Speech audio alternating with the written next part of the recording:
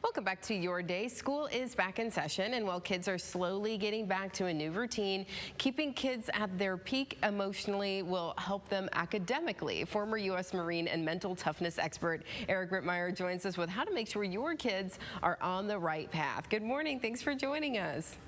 Amanda, good morning. All they have to do is learn how to knit and everything will be okay. Exactly. It is good for your mental health. It's good, right? Well, you're talking this morning about maybe a different strategy, though. The 3 N's. What is this?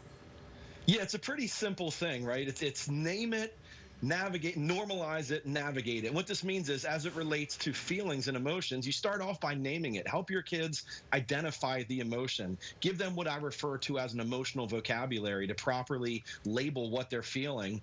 And then normalize it. Let them know it's okay. 100% of your feelings are okay. It's how you respond to those feelings that's important. And then navigate it. Once they understand the emotion, once they know it's real, once they realize they can and shouldn't try to turn it off, now we teach them the skills that we have as adults for how to navigate through it to make good decisions. You know, and part of that is an emotional vocabulary, you know, learning exactly what things mean.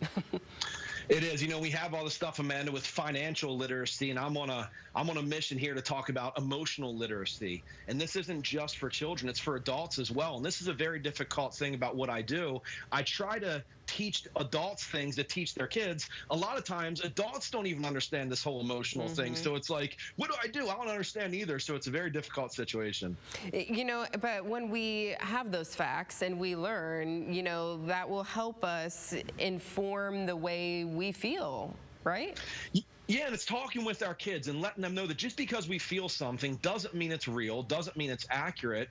Let's help facts guide our feelings. So when we have this, when something happens to our kids, let them know it's real, let them know it's normal, let them know it's okay, and then also help them to understand that this is normal. You're going to be experiencing stuff like this, and we have to be careful as adults too. Our kids are amazing emotional detectives. They know the millisecond we're feeling a certain way, so you have to be really cautious of that and lead by example. I love how you say, though, to use facts, though, to help guide them through the situation. Yeah, yes, what you're feeling is, yes, I see this. However, let's talk about what reality is, though, and it might be a little bit different than what we think and, you know, what we're freaking out about, right?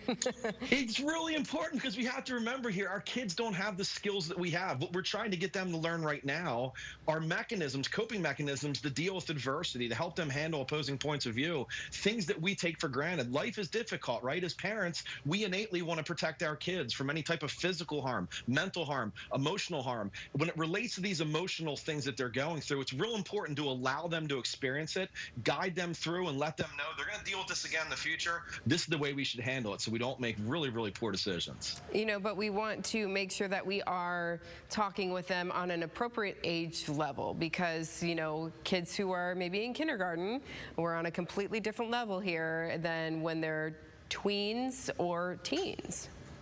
Yes, we don't have to try to explain quantum physics to our middle schooler if they're just asking a basic question. Let them ask the questions. Give them answers, but give them follow-up, you know, follow-up open-ended questions. Ask them, how do you feel about this? What do you think about that? Be honest with them, be upfront with them, let them know it's okay. But again, we don't have to go way above and beyond if they're just asking a very simple question. And as you said, we have to be honest with them because the kids, they detect in a millisecond how we're feeling about something. They also know when we're not being honest with them, don't they? Honesty is so critically important, Amanda, and it's also real important to listen, right? Not just with our kids, just in general. We have to start listening with the intent to understand as opposed to listening with the intent to reply. Our kids know, they recognize it. Although we've been through these things a million times, that feeling they have is new to them. They've never experienced it. Let them know it's real. Let them know we experienced it. Keep the communication lines open. And again, go back to the questioning. We learn a lot when we ask open-ended questions. Yeah, it's not just yes or no. That's important as well. Eric, great strategies this morning. Thank you so much for joining us. Amanda, thank you for having me. It's great seeing you. You bet. You too. Take care.